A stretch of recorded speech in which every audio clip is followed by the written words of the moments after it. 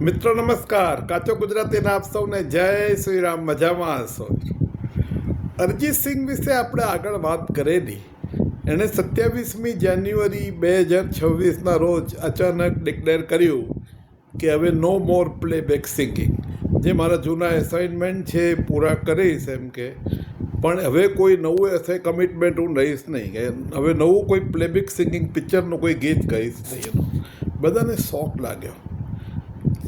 એ બહુ સ્વાભાવિક હતું, કારણ કે 10 જે પ્લેબેક મેલ પ્લેબેક સિંગ હતા એમાંથી 8-9 તો એ જ ગાતો હતો. એટલું બધું એનું વર્ચસ્વ હતું. લાઈવ શોની અંદર લોકો ગાંડા થઈ જતા હતા, ગાતા હતા, રડતા હતા ને એકદમ ઘેલા થઈ જતા હતા. એટલું બધું એનું વર્ચસ્વ આખું એનું બોલિવૂડ પ્લેબેક સિંગિંગ પર આટલું બધું ટ્રાફિક તો કોઈનો નહોતો. એનું આટલું બધું વર્ચસ્વ તો નહીં રફી સાહેબનું, નહીં કિશોર કુમારનો, મુકેશ તો કોઈનો નહીં. એનું ટુ મચ એનું આટલું બધું ગાંડપણ તો કોઈ દિવસ જોયું નથી. એનો હદ વગરનો એનો. અને ખરેખર સિંગિંગ ક્વોલિટી બી એકદમ યુનિક, અને એનું સીધા હૃદયથી જ શબ્દો આવતા હોય એવું લાગે છે. હવે ઘણું બધું સ્પેક્યુલેશન થયું કે કેમ છોડ્યું એણે, કેમ અરિજીત સિંઘ આટલી બધી ટોપ પર છોડીને એને છોડી દીધું એમ કે. તો એના 2-3 કારણો છે. અમુક કારણો ડિક્લેર થયા છે, અમુક નથી થયા. આપણે થોડા એને ઇમેજિન કરવા પડે કે એક્ઝામિન કરવા પડે. એક તો આ કારણ એ છે કે ભાઈ ત્યાં બહુ ક્રિએટિવિટીનો સ્કોપ નહોતો બોલિવૂડની અંદર. એનો જે મ્યુઝિક કમ્પોઝર કે સંગીતકાર હોય જે ઢાળામાં ઢાળી દે અને જે ગીતકાર લખે એનું એ જ ગાવાનું હોય. માઇનોર વેરિએશન કરી શકે, એનાથી વધારે કરી શકાય નહીં. એ પોતે મ્યુઝિક કમ્પોઝર છે, પણ એને બોલિવૂડે કોઈ ઓપોર્ચ્યુનિટી ના આપી. એક નેટફ્લિક્સની પિક્ચરમાં એને ઓપોર્ચ્યુનિટી મળી, પણ બોલિવૂડમાં એને મ્યુઝિક કમ્પોઝર તરીકે ઓપોર્ચ્યુનિટી ન મળી. તમે જ્યારે બી એને કોઈ કન્સર્ટમાં કે પ્રોગ્રામમાં ગાતો જોશો તો એના હાથમાં કોઈને કોઈ મ્યુઝિક ઇન્સ્ટ્રુમેન્ટ હશે જ એનો. અને બેસિકલી એ મ્યુઝિક કમ્પોઝર છે. જ્યારે એણે 10 લાખ રૂપિયાનું બેસ્ટ સિંગરનું પ્રાઇઝ જીતેલું ટીવી પર, ત્યારે એને સૌથી પહેલું કામ એ કરેલું કે પોતાનો પર્સનલ સ્ટુડિયો વસાવેલો 10 લાખની અંદર.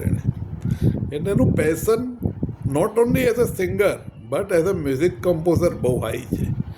એટલે હવે બોલિવૂડને છોડશે એટલે ઓટોમેટિક એને મ્યુઝિક કમ્પોઝર તરીકે ઘણી બધી ઓપોર્ચ્યુનિટી મળશે. અને મ્યુઝિક કમ્પોઝર અને સિંગિંગ એ બેનું કોમ્બિનેશન આપણને અદ્ભુત જોવા મળશે. ઓલરેડી એક એનું આલ્બમ રહેના બહાર પડી ગયું છે એના બોલિવૂડમાંથી, એક્ઝિટમાંથી. અને ઘણું બધું જોવા મળશે આપણને. અત્યંત એનું શ્રેષ્ઠ પ્રકારનું આપણને સંગીત અને ગીત જોવા મળશે એનું. મિત્રો, બીજું કારણ એ હતું કે રિપીટેબિલિટી બહુ હતી ગીતોની અંદર. થોડું આમ તેમ થાય, ઢળ થોડો સંગીતમાં આમ તેમ થાય, અને એ જે એનાથી એ કંટાળેલો હતો.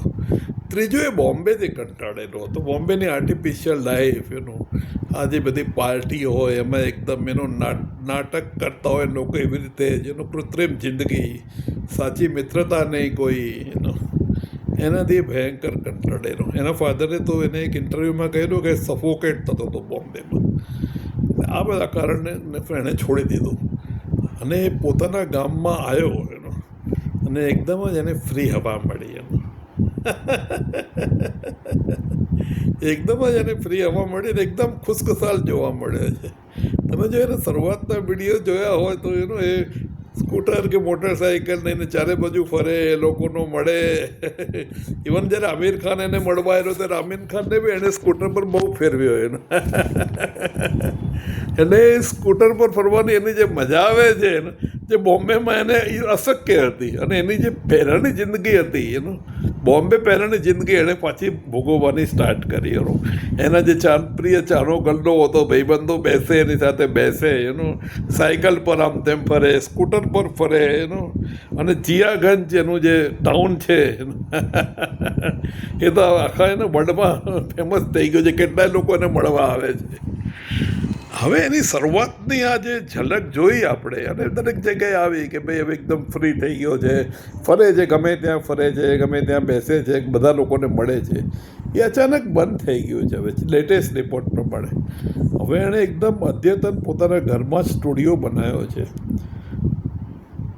પોતાનું ઘર હવે એમાં બાઉન્સર્સ બેઠા છે એટલે કોઈ એન્ટ્રી ના કરી શકે અને એના રૂમમાં આવવા માટે બાયોમેટ્રિક લોક રાખી દીધું છે. એનો ફાધરને બી આવવું હોય તો બાયોમેટ્રિકથી જ આવવું પડે એને ક્લિયર કરીને આવવું પડે એટલે લોકોને આવવાનું સ્કેન થઈ ગયું છે. હા, જે પ્રી ડિસાઇડેડ ટાઈમમાં તો ઓફકોર્સ એ મળે જ બધાને જ, ફેમિલી મેમ્બર્સને તો મળશે જ, પણ વાત છે કે ભાઈ સ્ટુડિયોની અંદર એણે બાયોમેટ્રિક સિસ્ટમ ઇન્ટ્રોડ્યુસ કરી છે અને હવે ઘરની બહાર નીકળવાનું ઓછું થઈ ગયું છે અને હવે સિરિયસ મ્યુઝિક તરફ પાછો વળ્યો છે અને એકદમ ઉત્તમ હવે તેમના રિઝલ્ટ પ્રોડક્ટ્સ આપણને જોવા મળશે. બસ આટલું આજના માટે. Thank you so much, so nice of you.